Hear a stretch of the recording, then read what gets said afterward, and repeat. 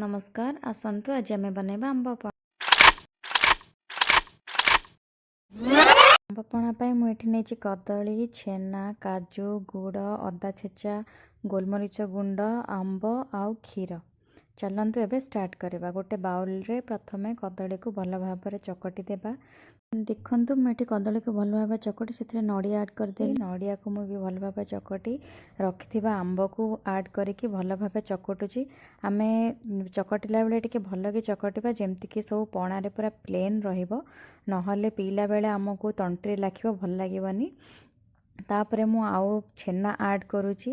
छेना को मु भल भाव मिसाइला परे आउ टिके बळी जाइथिबा नड़िया को ऐड करि दउची। नड़िया को मिसाइला परे भल भाव मु सेथिरे अदा छेचा टिके देई दउची। अदा छेचा देला परे मु ताधरे गुड़ ऐड करुची। गुड़ ऐड कर सारा परे मु गुड़ को भल भाव टिके से पणा सहित मिसई दउची, कारण गुड़टा पूरा प्लेन है कि ता सहित मिसी गले भल मीठा लागिबो। तापर मु एथिरे ऐड करुची कंचा क्षीर। आपण क्षीर को सिजेकी भी देई परिबे।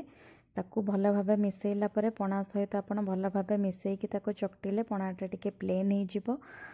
पणा को मु भल भाव मिसई देले। एबे सेथिरे ऐड करिबे मु गोलमरीच गुंड। गोलमरीच गुंड को भी टिके मिसाइला परे मु सेथिरे ऐड करुची काजू जो रखिथिबा काजू। काजूटा को मु घी रे टिके भाजिकी रखिथिली।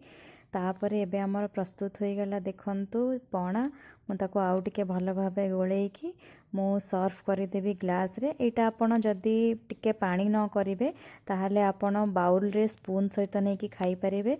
जदी आपण पानी माने टिके पानिया पणा पीबा को चाहूथिबे ताहले आपण सेटा को टिके अधिक क्षीर देकी ग्लास रे नै कि पणाटा को पी भी परिवे।